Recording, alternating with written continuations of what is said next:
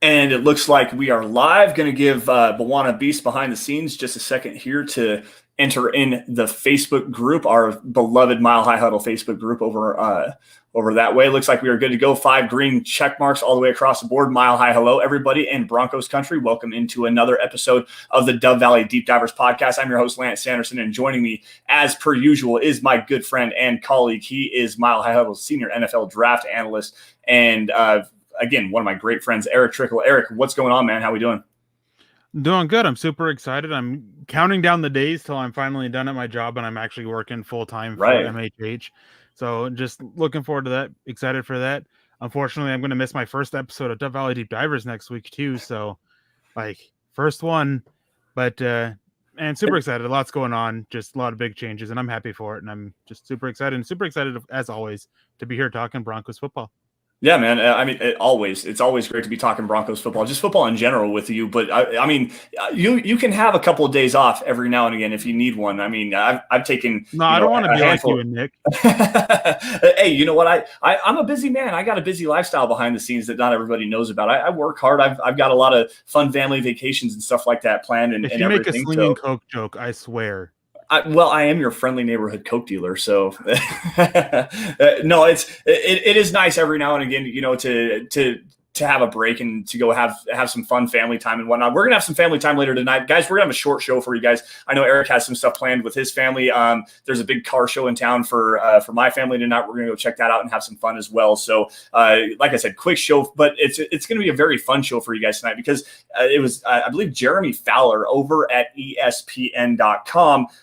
Wrote out a list, and it was a poll from all of the NFL executives, front offices, head coach, and players and stuff like that, ranking the top 10 tight ends. They've been doing this for pretty much every position, but the other day, I believe it was yesterday, they put out the rankings for the top 10 tight ends in the NFL, and our boy Broncos tight end Noah Fant did not make the cut. And Erick, I don't think you've actually read this list, but just your immediate gut reaction to Noah Fant not being considered a top 10 tight end in the league.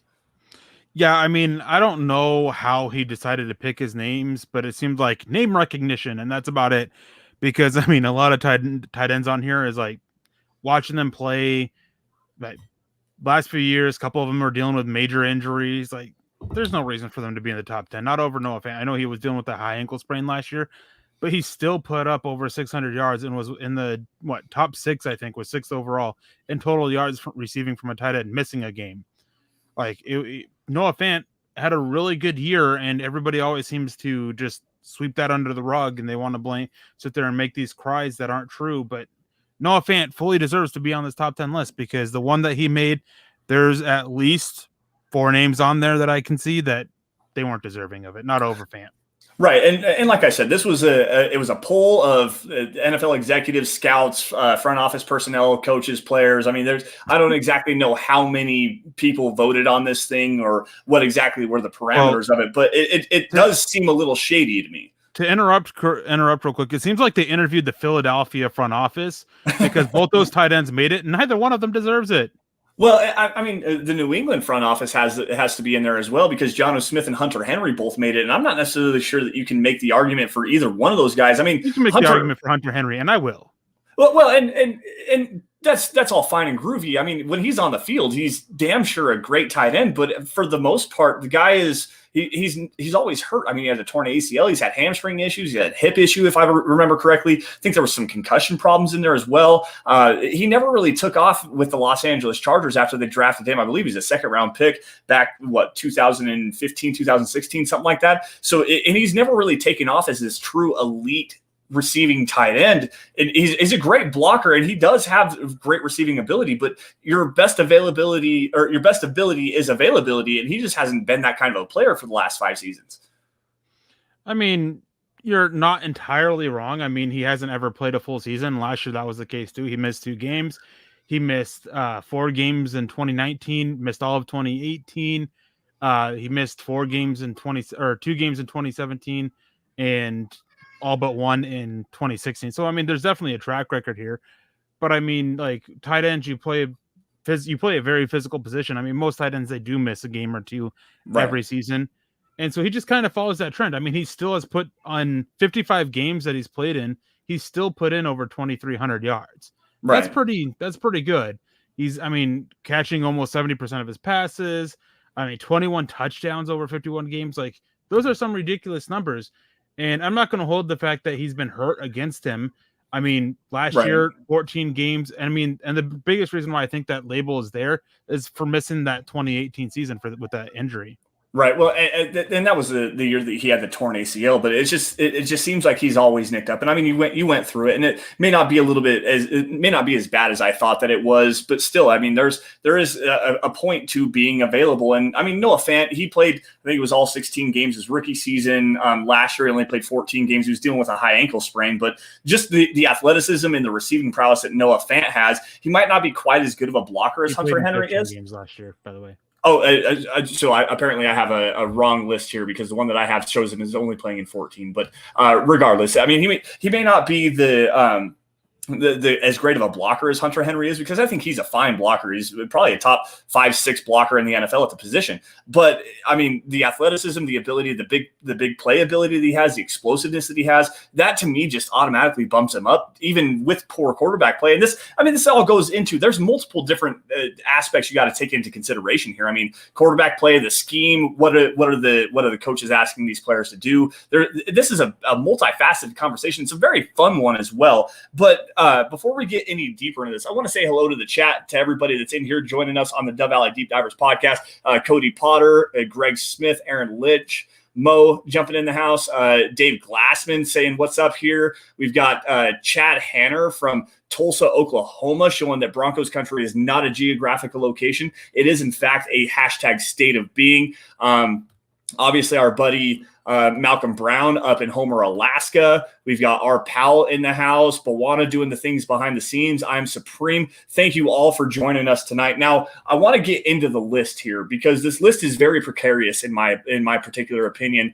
They have at the very top of the list George Kittle, the tight end for the San Francisco 49ers. And while that's a fine selection, in my personal opinion, Travis Kelce, and everyone's been saying his name the wrong way for everyone's information, it's not Kelsey, it's Travis Kelce. He's the best tight end in football. He's not the greatest blocker, but as far as a route runner, as far as an athlete, catch radius, what he does to make that offense in Kansas City click and turn and burn, they run through him. It's not the Tyreek Hill show. Obviously, Patrick Mahomes is just a god. He's the unicorn, but really the offense flows through Travis Kelce, in my opinion. I mean, you're wrong.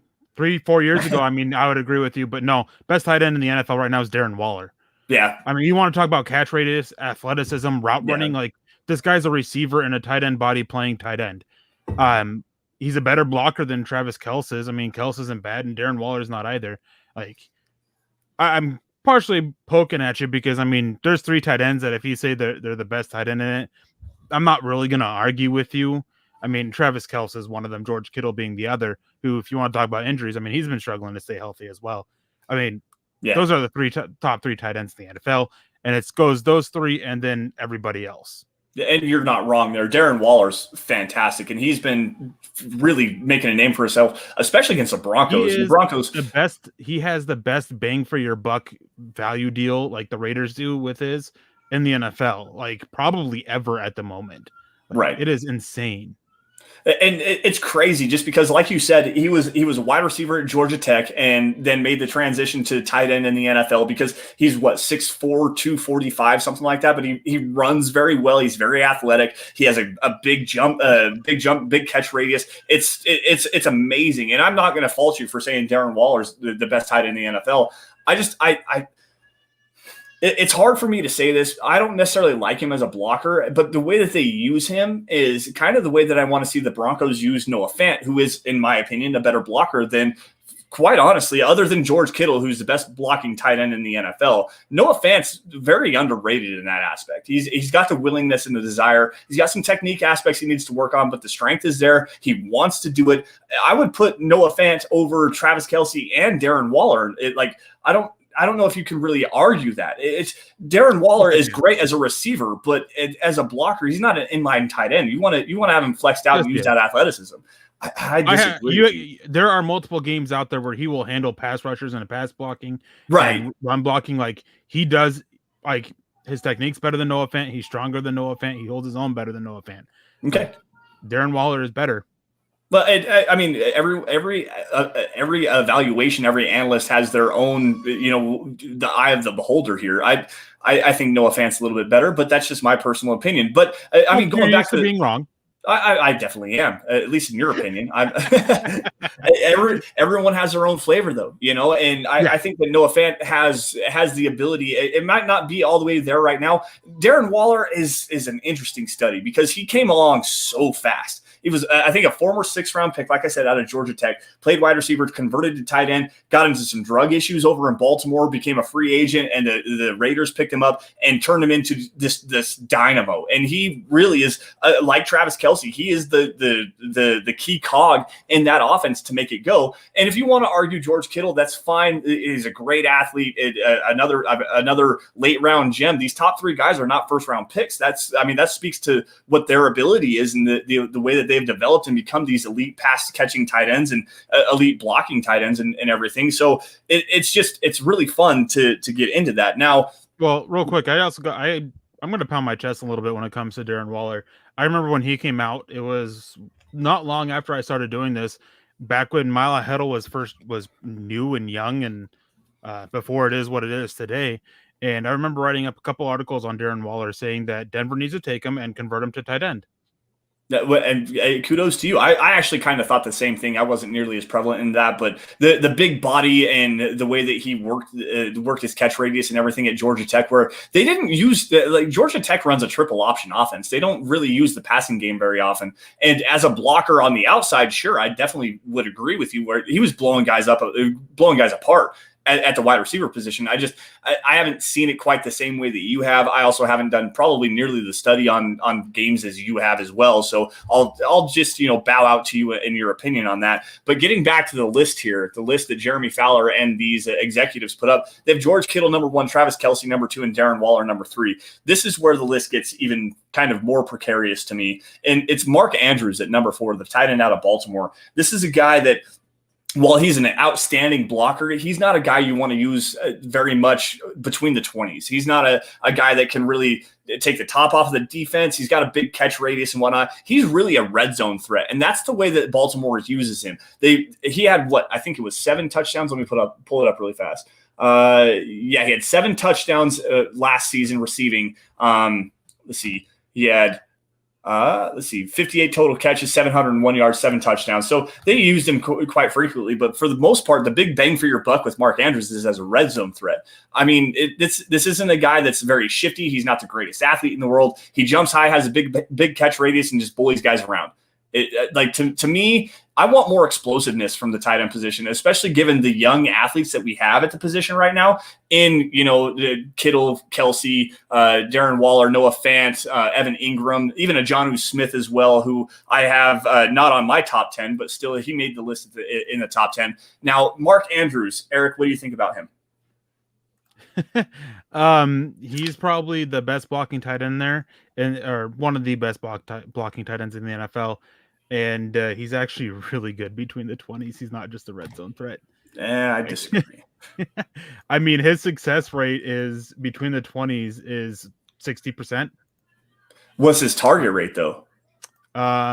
His target rate was consistently over 20%, which was the second highest. Wow, okay. Behind Marquise Brown. I mean, Mark Andrews is extremely good. He may not be this great athlete, but he's consistent. He's reliable. He's Dallas Clark, right? That's the Colts tight end, right? Yeah, the one that had Peyton Manning. Yeah, like Dallas Clark, and he's doing he fits with. He does fit exactly with what Baltimore wants to do, as Buana said in the chat, and I think you mentioned it as well. But I mean, he's just good. He's reliable, and I don't know what else to say. I mean, 12.1 yards per reception. I mean, you're not getting that just being a red zone threat. Right. You're not getting over 700 yards being just a red zone threat. Right. I guess that goes into recency bias. And again, you do more film study than I do. So apologies for being wrong on that. It's just, you see the highlight plays of some of these other tight ends where they're showing that athleticism over the middle of the field and making these big, long receptions and whatnot. And then you watch Mark Andrews and even Mike Gesicki as well down in Miami. they're really primarily used in the red zone for the most part. Like that's the highlight plays that they make. They're the guys going up and catching those 50-50 balls in the red area. So that's just kind of, I guess that's my opinion, which is probably a wrong one, but whatever. I mean, it is what it is.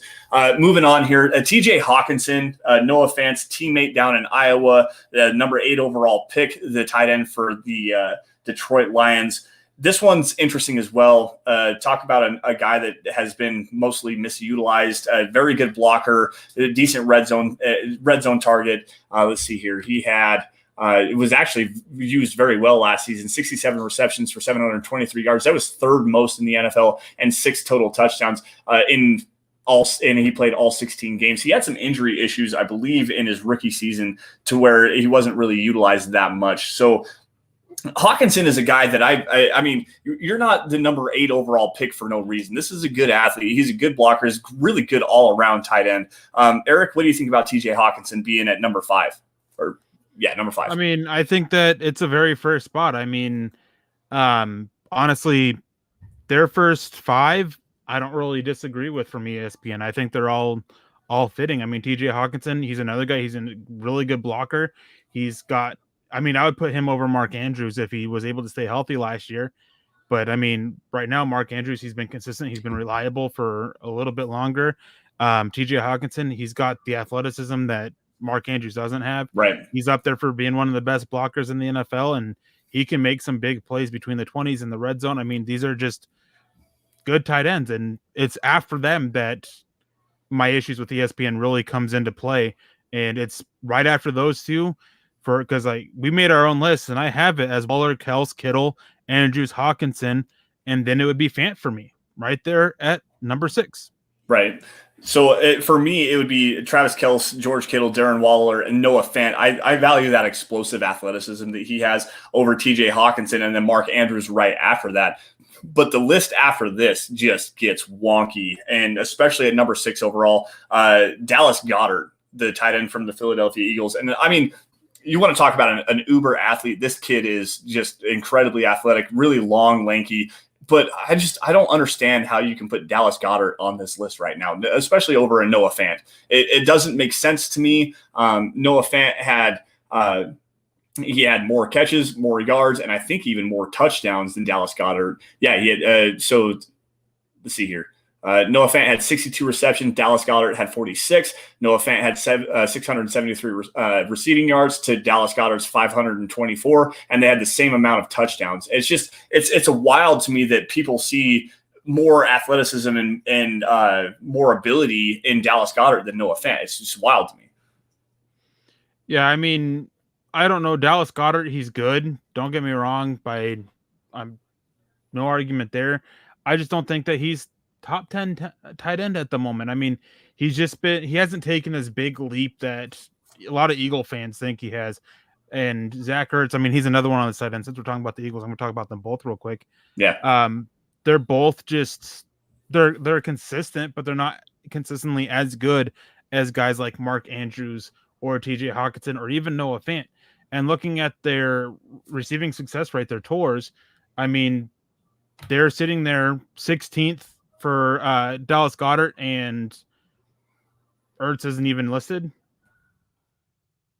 So I actually have fantasy football stats pulled up last season, and Zach Ertz was the 31st ranked tight end in terms of receiving yards. He only had 1 touchdown last season as well. Now, it is an interesting case study because the Eagles last season, they had really bad quarterback play. I mean, Carson Wentz had arguably his worst season as a pro, probably his worst season as a pro, and then they had Jalen Hurts in there as well. It's hard because the quarterback play for those guys was even more inconsistent than what Noah Fant got with Drew Lock and Jeff Driscoll, and even the game that they had Brett Rippon in there. But still, I mean, Zach Ertz, if this list was made 4 years ago, he's easily tight end 4. He might even be tight end 3 behind Kittle and Kelsey, and that might even be a lie there as well because George Kittle really came on over the last couple of seasons. So Zach Ertz for what he is, and maybe we'll see a new resurgence with him. It sounds like he might be a Buffalo Bill here soon. I mean, there's been trade talks about that. But Zach Ertz being on this list, I believe they have him at number 10 as of right now, with the injuries that he had last season, the inconsistency of the quarterback play, him not putting up, he's been really a statistical anomaly, and he's not a great blocker either at the tight end position. Like, he's really more of a true slot, stretch the field, vertical threat tight end. He's not a great red zone threat. He is the guy that you want to have between the 20s. Like, it's just strange to me that Zach Ertz and Dallas Goedert are on this list over Noah Fant. And here's the thing with talking about Noah Fant and all this stuff. Well, obviously quarterback play goes into it, and Noah Fant still did more with the quarterback that was just right there with the Eagles quarterback than those two guys. Yep. So, like, this is the one that I don't see how anybody can put them on there except for name recognition. Yep. Dallas Goedert, he was a small school kid who came into the NFL and had a lot of hype surrounding him, and his name still every year is mentioned as, this is the year he's going to break out, and he still has yet to do it. So I don't know. Those are two of the ones that I really don't get with or agree with. Hunter Henry, we've just discussed him. I'm fine with him being on there. He had a really good year last year, and if they're looking at it just last year, then which is how I did when I made my list, I was looking specifically mostly at last year. One exception was George Kittle. But Hunter Henry, had a good year. Evan Ingram, he had a solid year, but injuries just hasn't been that great. His blocking is some of the worst blocking there is in the NFL. And Johnny Smith, as much as I like him and as much of a weapon that he can be, it's weird to me that he made the list over it. Other names, just not talking about George Fant, Mike Gesicki, he didn't make this list, and he's been a really good playmaker at tight end. Yep. Logan Thomas, he deserves to be on this. I know that he's a former quarterback and everything like that, but he's transitioned extremely well. Yes, talking about Darren Waller, he's kind of following the same the same path. And Rob Gronkowski, I know you're going to sit here and say that it was a down year for him, but it really wasn't. He was far more efficient last year. Was a top tight end for them. Made a bunch of big plays. Was reliable, good blocker. It was Rob Gronkowski of old. He just didn't have to be the primary guy like he had to be in New England. Right. And that's, I guess that's where it comes down to, is the efficiency. And we're looking at it as base statistics here, at least I am, the catches, yards, touchdowns, stuff like that. And Gronk had a fine season last year. He had 45 catches for 623 yards and 7 touchdowns, which 7 touchdowns for Rob Gronkowski at 31 years old is just phenomenal. He took a year off of football and came back and still played at a high level. I'm not saying that he was bad last year. It's just not the same typical Gronkowski that you see. This is a recency bias that I have. He's not having, 80 catches for 1,000 yards and 10, 12 touchdowns. It's not the same Gronkowski, but also it goes into, again, the quarterback play and what other receiving weapons are around you.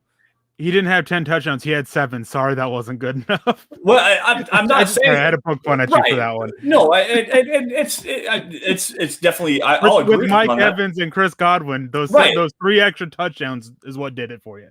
No, not really. It was just he wasn't that big prevalent receiving threat that we'd seen before. He had, like I said, he had 45 catches and 600 yards. Like we're used to seeing Rob Gronkowski back, in the 2015, 16, 17 seasons. He had 80 catches for 1,000 yards and 10, 12 touchdowns a season. He was the best tight end in the NFL. And there's absolutely nothing wrong with what he did last year. It's just going, and this list was actually based for 2021. So is Gronkowski going to be able to have that same and sustain that success that they had last season? They were looking at it for 2021. Yep. That's a good question. Can Gronkowski sustain that? We don't know. And just so you know, his 45 catches is actually more in line with his career average than the big ones. He only had, 2 seasons, 3 seasons over 70, 1 season at 69. But talking about target share and everything, again, it comes down to weapons on there. Right. New England, they didn't have those weapons. Tampa Bay does. Right. Julian Edelman, I don't even think I can think of another receiving threat that the Patriots had. N'Keal Harry. Yeah, well, I'm not talking about I'm talking about when Gronkowski gets at the height of being ground. I'm going to take this opportunity to crap on the New England Patriots for how bad they are at drafting. I've never understood where this thing that Bill Belichick's a great drafter comes from. He isn't. It hasn't been for a long time. They've had some big hits in the mid-late rounds, and they're consistently whiffing worse on earlier picks than the Broncos do. Right. It's just weird to me that there's this weird. It's just weird. Weird stigma. Weird whatever.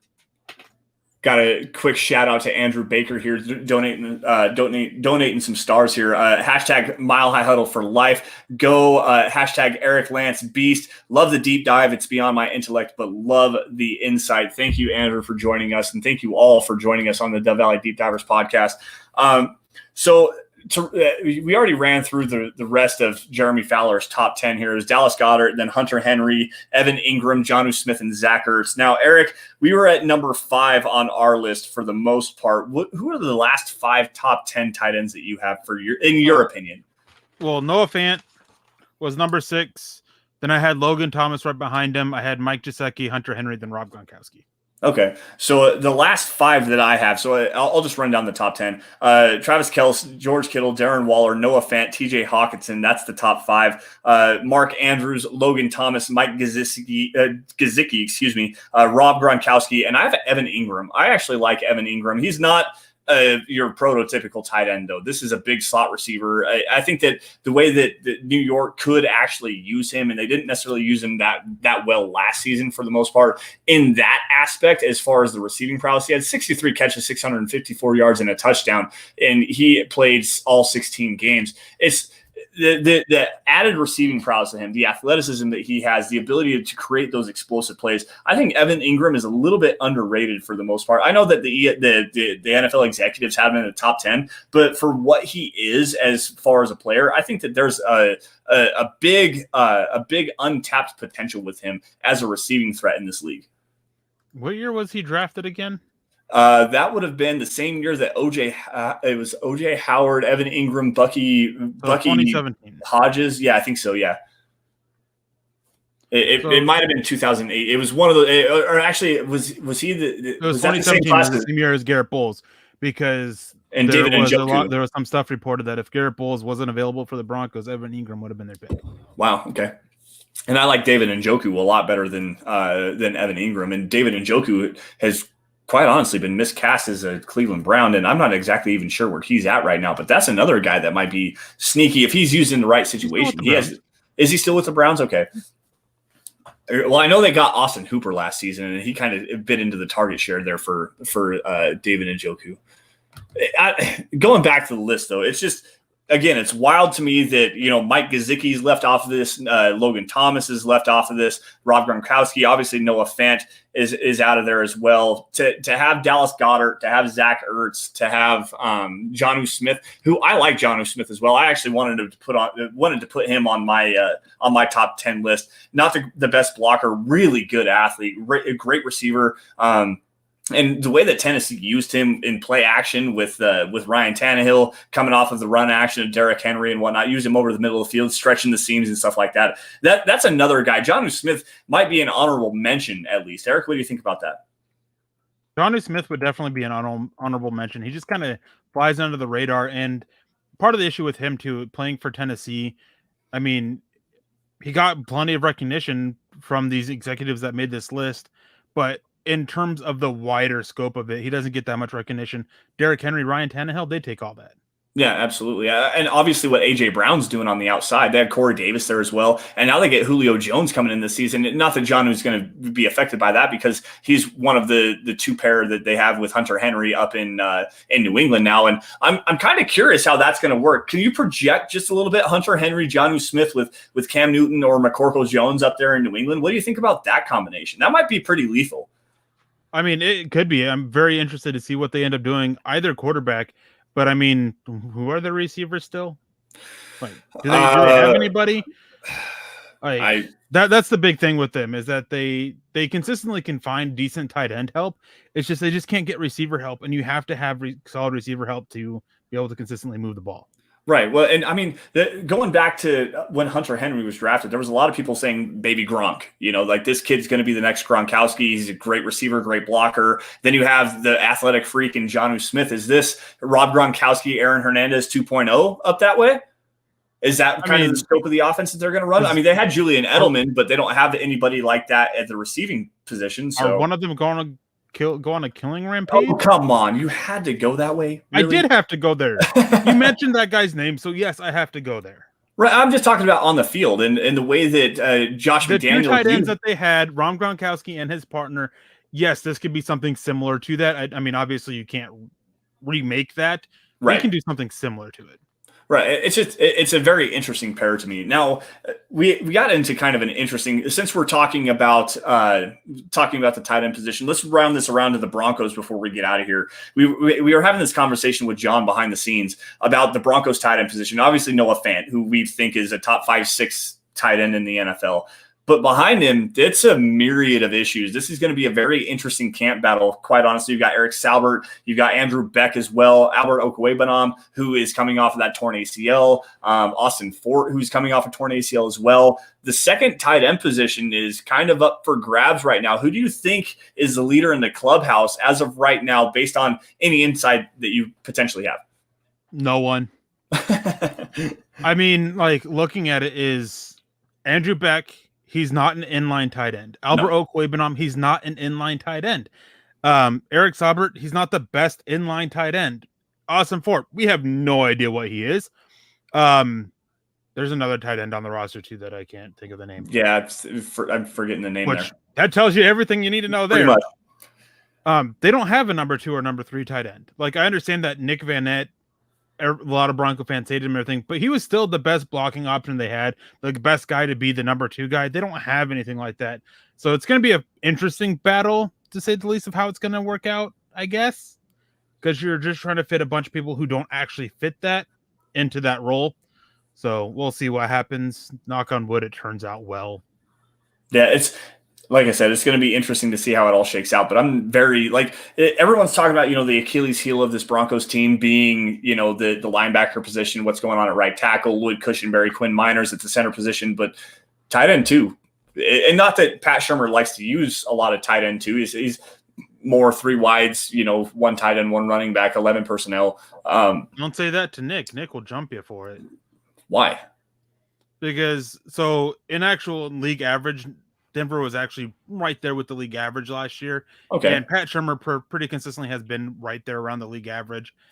But I mean, one thing you have to factor in is that his last year in New York, they dealt with so many injuries at wide receiver. Last year with the Broncos, they dealt with injuries at wide receiver. That does play a factor into using more tight ends. Yeah, I mean, absolutely. There was a time that the Buffalo Bills game, I believe, later towards the end of the season, they had 4 tight ends on the field at the same time. But typically, going back to the Pat Shurmur offense, from what he did for the most part within Minnesota, even when he was with the Cleveland Browns, even at New York for a time there, it was mainly 1 running back, 1 tight end, 3 wide receivers, and we're going to try to spread the field vertically. That's what he does. So, not just vertically. It's not spreading it vertically. It's just maximizing your spacing. Right. Like, spreading out, I don't think is the right term. I think it's maximizing your spacing is the best way to actually put it. Because, he's going to spread it out deep as well, but he's going to try to maximize all that spacing, having your deep route to open up more everywhere else. A lot of intermediate shots, intermediate crossing routes, deep shots over the top. And then for some reason, we didn't see it last year, but the passes to the running backs out of the backfield was something that this team desperately needs, and they've got a couple of options now. Javonte Williams, we saw it in the final about 5 weeks or so when Drew Lock started to look good. Yeah, we did, and that was the design of the offense, was to 1 read, 2 read, check down to the running back out in the flat. Read the safety, take the high shot, take the low shot, or take the dump off. Yep, and it's. I don't know. This season is going to be so interesting to see how and if Pat Shurmur is going to evolve himself into a better play caller, which probably is not going to happen. He's very rigid. He wants old dog new tricks. That's very true. But anyways, guys, that's going to wrap it up for us on the Dove Valley Deep Divers podcast. Great conversation tonight, Eric, and I appreciate you for punking me several different times. Anytime. Just wait till September 26th. I'll punk you in person. I mean, that's going to be great. It's going to be really great. No, I mean, beat me down if you have to. I'm not scared. I can take a bullying every now and again. I mean, you bully us all the time in the group chat. No, he doesn't. He really doesn't, guys. But anyways, guys, that's going to do it for us on the Dove Valley Deep Divers. You guys can find me on Twitter at Sanderson MHH, and for Eric at Erick Trickel. Also for Bawana Beast, John Cronenberg at John K MHH as well. While you guys are at it, John, let me have the sticks here for a second. Make sure you guys, where are all of our banners at? I'm not sure where they went. There they are. So while you guys are at it, follow at Mile High Huddle. That's the mother account. That's where you're going to get instant news and analysis on your Denver Broncos, including film pieces like the Jerry Jeudy piece that I have coming this week. What Erick's going to be doing here directly as a full-time staff member, opinion articles, anything regarding Denver Broncos news, you're going to find it at Mile High Huddle on Twitter. Also, Facebook supporters, make sure you guys go to facebook.com/Mile High Huddle. Click the blue Become a Supporter button. That's where you're going to get premium content like Kellerman's Corner, which is hot takes that hold water on Sundays at noon. And also, like my buddy Erick's show, The Trickel Zone. Erick, what do you have on The Trickel Zone this week? Well, hopefully my power doesn't go out like last week. Had some issues there. I mean, can't do an internet show without power. So hopefully I'm actually able to do it in the morning and no power issues. And instead of doing it last week, we'll be talking about the defensive training camp battles that are obviously coming up in training camp.